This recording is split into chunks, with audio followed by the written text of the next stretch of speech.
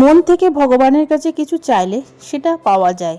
নমস্কার, আমি পায়েল। আমার নতুন একটা ব্লগে আপনাদের স্বাগত জানাই। মদনেশ্বর শিব মন্দিরের গ্রামদেবতা পুজো, এই পুজোটি প্রত্যেক বছরই হয়।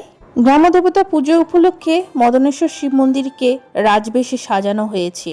গ্রামদেবতা পুজো কেন পালিত হয় সেটাই আজ বলবো। এই গ্রামটির নাম হচ্ছে কোটাসুর। কোটাসুর এলাকায় একদম বৃষ্টি হচ্ছিল না।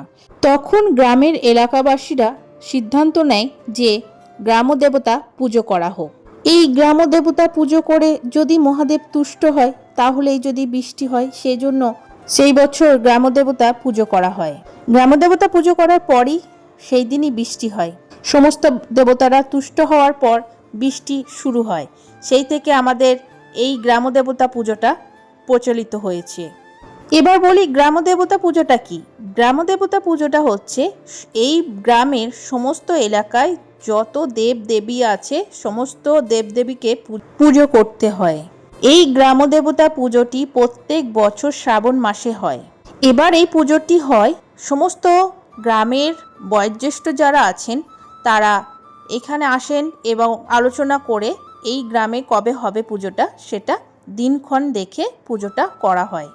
এখানে আরেকটা নিয়ম আছে, সেটা হচ্ছে এখানে সমস্ত গ্রামের পুজো হয়ে যাওয়ার পর পুজোর প্রসাদ না নিয়ে কোনো ভক্তরাই এখানে অন্ন খেতে পায় না।